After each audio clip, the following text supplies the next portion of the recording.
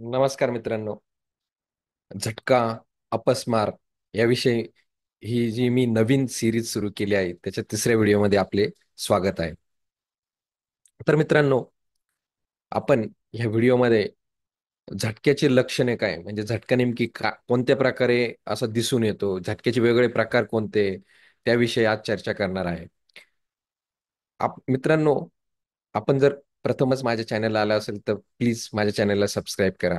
हा व्हिडिओ आवडला तर लाईक करा. तर आज आपण झटक्याची लक्षणे काय यावर चर्चा करणार आहे. आपल्या सर्वांना जो मोठा झटका म्हटला जातो त्याला जनरलाइज टॉनिक क्लॉनिक झटका म्हटलं जातात. तर त्याविषयी माहिती आहे. म्हणजे ह्या झटक्यांमध्ये काय होतं की लहान मूल डोळे वरती करतं. ठीक आहे. त्याची दात खिळी बसते, तोंडातून फेस येतो, हातपाय पहिले टाईट होतात, नंतर मग झटके मारायला लागतात. ओके. संडास लघवी होऊन जाते, जीभ चावली जाते. ओके. त्यावेळी त्याची शुद्ध हरपते, ते बोलत नाही किंवा तुम्हाला रिस्पॉन्ड करत नाही. तर हे जे अ, हा जो जनरलाइज टॉनिक क्लॉनिक झटका आहे, हे सर्वांना माहीत आहे. परंतु झटक्याचे वेगवेगळे प्रकार असतात, त्यानुसार झटक्याची वेगवेगळी लक्षणं असतात. आणि ही लक्षण झटका मेंदूच्या कोणत्या पार्टमधून ओरिजिन होतो त्यावर अवलंबून असतात. तर युजली झटके ना आम्ही दोन ग्रुपमध्ये विभागणी करतो. एक म्हणजे फोकल झटका आणि दुसरा म्हणजे जनरलाइज झटका. आता फोकल झटकामध्ये म्हणजे कसं असतं की मेंदूच्या एक विशिष्ट पार्ट आहे, त्याच्या कार्यप्रणालीत बिघड होतो आणि मग तो पार्ट जो आपल्या शरीराला कंट्रोल करतो त्यामध्ये त्याचे लक्षणे दिसून येतात. तर मेंदूचा जर मोटर पार्ट जर बिघडला असेल, म्हणजे जो आपल्या हालचालीवर नियंत्रित करतो, तर मग अशा मुलांच्या शरीराच्या एखाद्या भागाला, फॉर एक्झाम्पल चेहरा किंवा हात असेल, तर ते असं असं असं करतील किंवा मग हात आणि पाय तो जर्क मारतील किंवा हात आणि पाय असं टाईट करतील. तर मेंदूचा म्हणजे एक विशिष्ट पार्टला प्रॉब्लेम झाला तर शरीराच्या विशिष्ट पार्टलाच ते झटक्याचे लक्षण दिसून येतात. ह्यामध्ये दोन प्रकार असतात की काही वेळेस अ, लहान मुलांची जी शुद्ध असते म्हणजे कॉन्शियसनेस असतं किंवा इतरांशी संपर्क असतो, त्याला अवेअरनेस, आजूबाजूचे जे एन्व्हायरमेंट असतं त्याचं अवेअरनेस ते निघून जातात. तर त्याला आम्ही focal seizures with impaired awareness and consciousness म्हणतो. आणि काही झटक्यांमध्ये झटका चालू असतो, पण ते मुलं तुमच्याशी रिस्पॉन्ड करू शकतात, त्यांना समजतं, काही वेळेस बोलता नाही येत परंतु समजत असतं, त्याला आम्ही focal seizures with intact awareness म्हणतो. ठीक आहे. तर हे झालं म्हणजे फोकल सीजर्स. काही फोकल सीजर्स मध्ये काय होतं की मुलं एकटक पाहतात, तोंडाची हालचाल करतात, त्याला ओरोमोटर ऑटोमॅटिझम म्हणतात, किंवा हाताची काहीतरी हालचाल होत असते किंवा ते काही वस्तू हे करतात, पिकअप करतात. तर याला पण आम्ही focal seizures with impaired awareness असं म्हटलं जातं. काही झटके विशिष्ट पार्टमध्ये ओरिजिनेट होतात. फॉर एक्झाम्पल जर जिथे म्हणजे स्मेलचं केंद्र आहे, तर तिथून झटका ओरिजिनेट झाला किंवा तिकडे स्प्रेड झाला तर त्याला अल्टर्ड वास यायला लागतो, वेगळ्या प्रकारचा वास यायला लागतो. काहींना वेगळ्या प्रकारचे आवाज येतात, काहींना वेगळ्या प्रकारची टेस्ट येते, काहींना शरीरात वेगळ्या प्रकारचं सेन्सेशन येतात, त्याला सेन्सरी सीजर्स म्हणतात. म्हणजे उदाहरणार्थ त्यांना असं टिंगलिंग नमनेस म्हणतो, म्हणजे तिथं टोचल्यासारखं किंवा तिथं असं सेन्सेशन गेल्यासारखं, असं एकदम बधीर झाल्यासारखं असं वाटतं.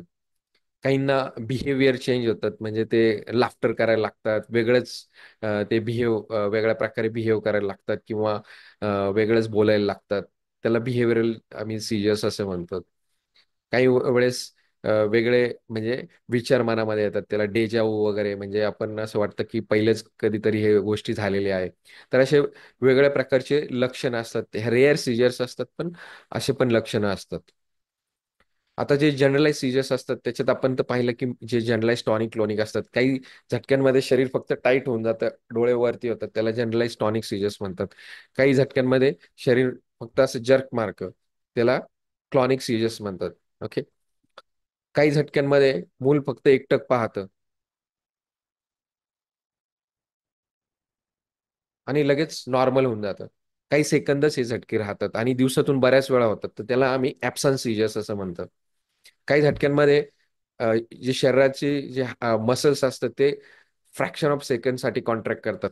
फॉर एक्झाम्पल किंवा असा डचका मारतो आणि हातातल्या काही वस्तू असतात त्या पडून जातात, त्याला मायक्लॉनिक झटके असे म्हणतात.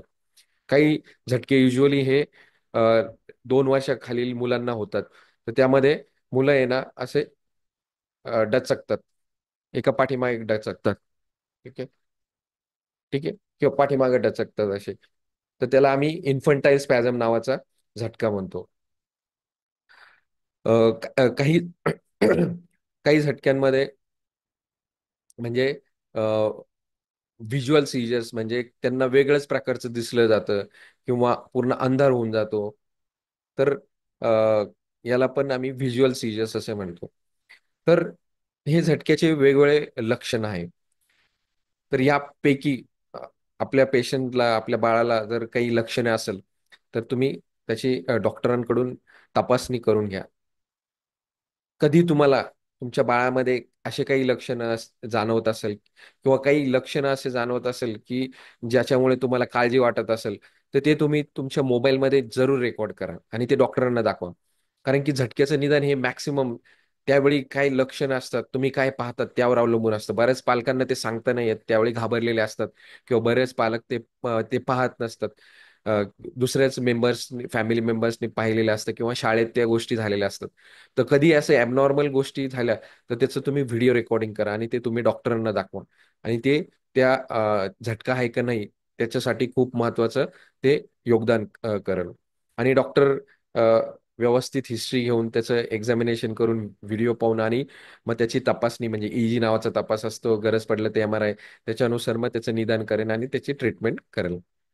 तर मित्रांनो, आपल्याला हा व्हिडिओ नक्कीच आवडला असेल आणि आपला जो प्रश्न आहे की झटक्याची लक्षणे काय आहे, हा याचं तुम्हाला जरूर समाधान मिळाले असेल.